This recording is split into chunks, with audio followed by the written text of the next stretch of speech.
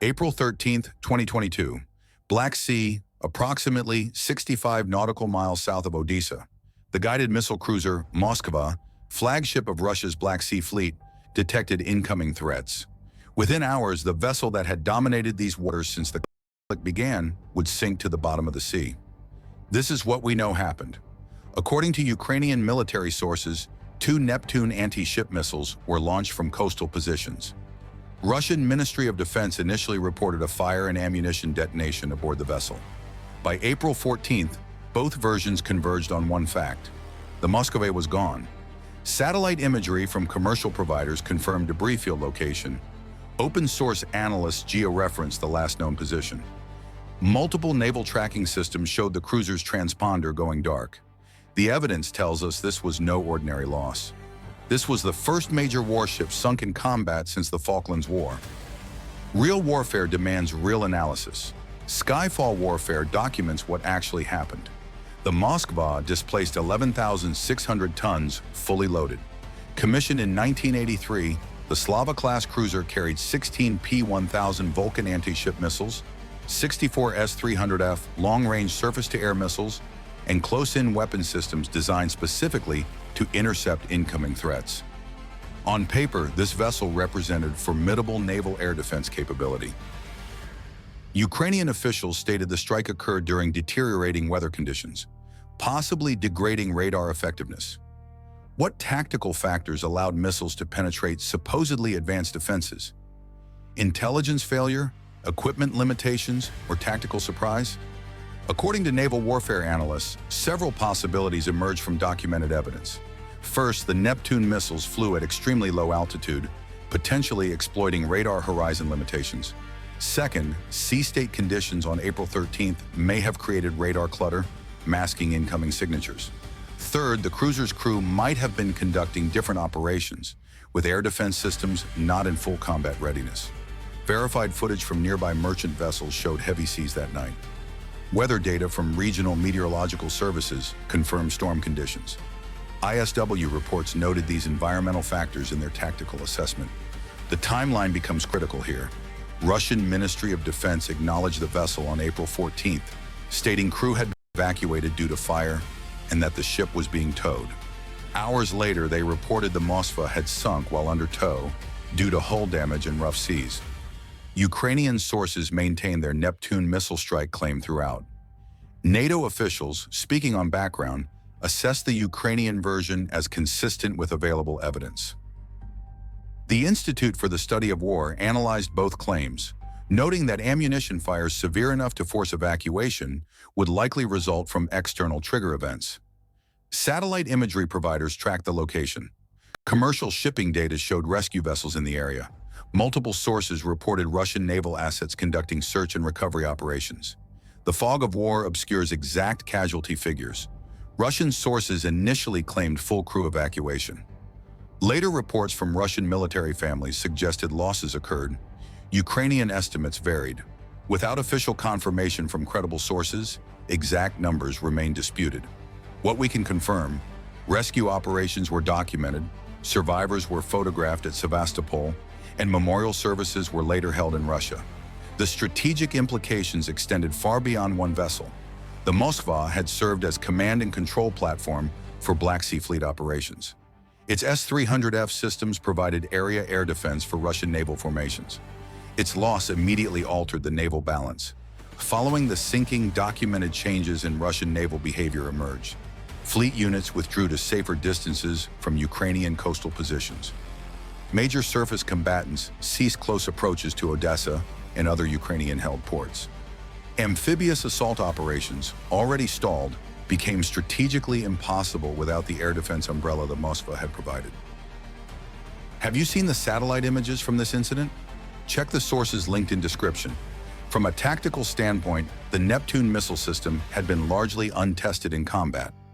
Ukrainian defense industry developed these anti-ship missiles based on Soviet-era K-8-35 technology, extending range to approximately 300 kilometers. Intelligence sources suggested Ukraine possessed limited numbers. The decision to expend precious assets against the Moskva indicated high-confidence targeting. This raises questions about intelligence preparation. How did Ukrainian forces locate, track, and target a warship 65 miles offshore? Open-source intelligence suggests multiple intelligence sources contributed. NATO maritime patrol aircraft regularly operated over the Black Sea, though maintaining positions outside combat zones. Commercial satellite imagery provided regular updates on Russian fleet positions. Ukrainian coastal radar systems, while limited in range, could have detected the cruiser during certain positions and weather conditions. Electronic intelligence gathering from Russian naval communications may have provided additional cueing. The tactical execution required precise coordination.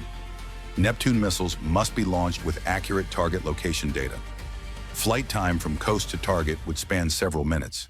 The Moskva would have been moving, requiring lead calculations. Weather conditions complicated both the Ukrainian launch and Russian defense. That Ukrainian forces achieved what multiple sources indicate was a direct hit speaks to operational competence. The aftermath reshaped Black Sea naval operations for the remainder of the conflict. Russian naval forces implemented stricter defensive protocols. Surface combatants maintained greater distances from Ukrainian-controlled coastline. The psychological impact on Russian naval personnel cannot be quantified, but likely influenced operational decision-making. Ukrainian morale received significant boost from what represented the most significant Russian naval loss since World War II.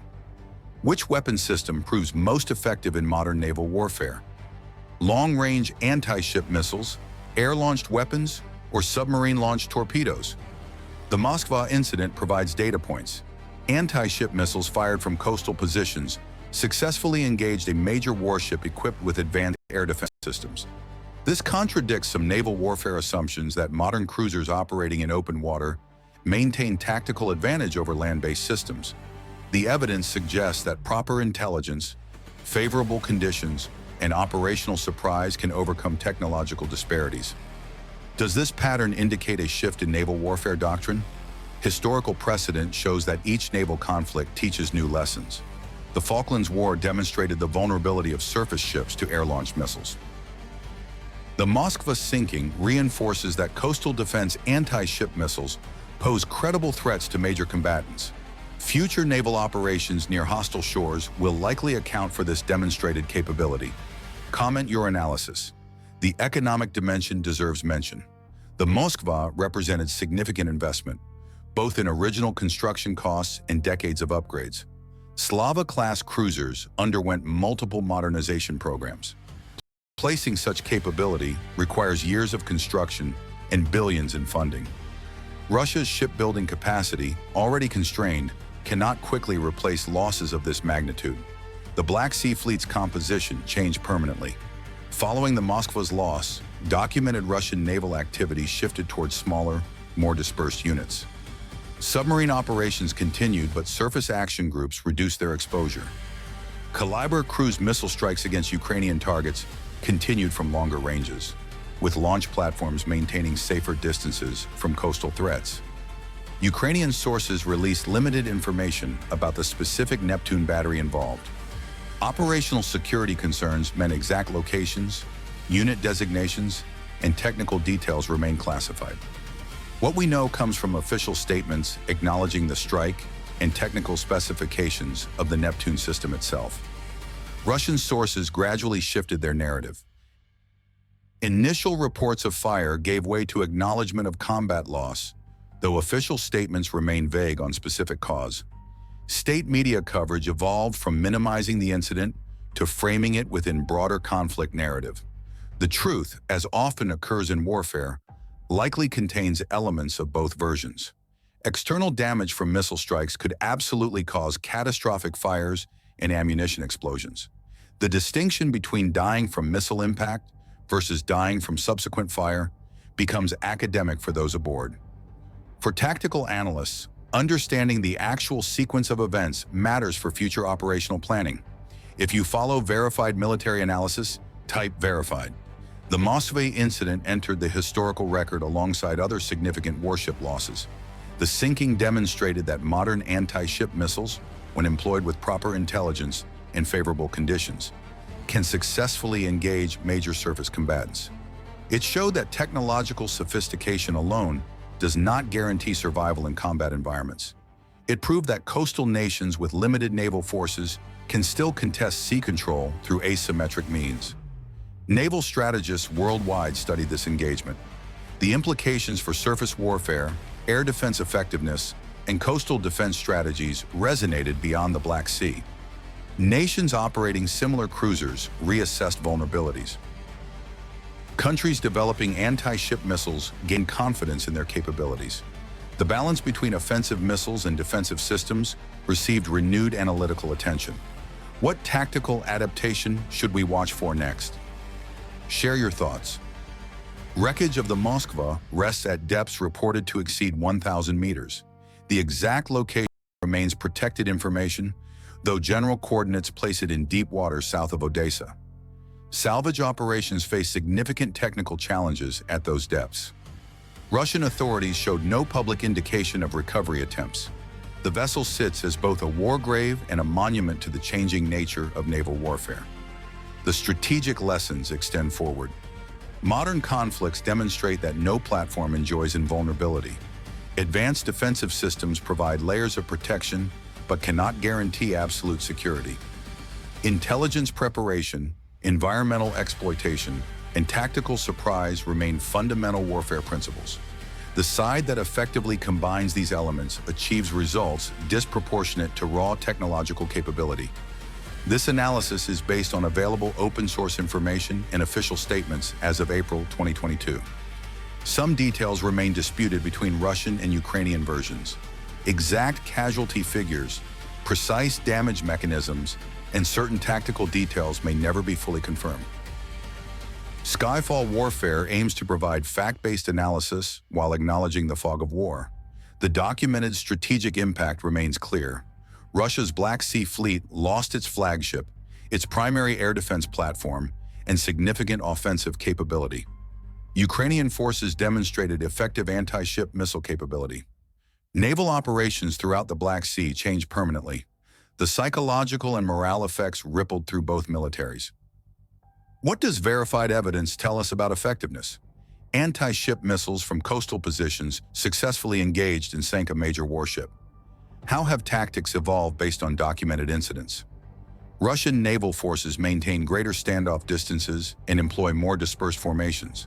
What patterns in real operations indicate future activity? Continued emphasis on long-range strike systems and reduced surface ship exposure near hostile coasts. Real warfare, real analysis, Skyfall warfare. Subscribe to Skyfall Warfare for documented analysis of actual naval warfare. Sources in description.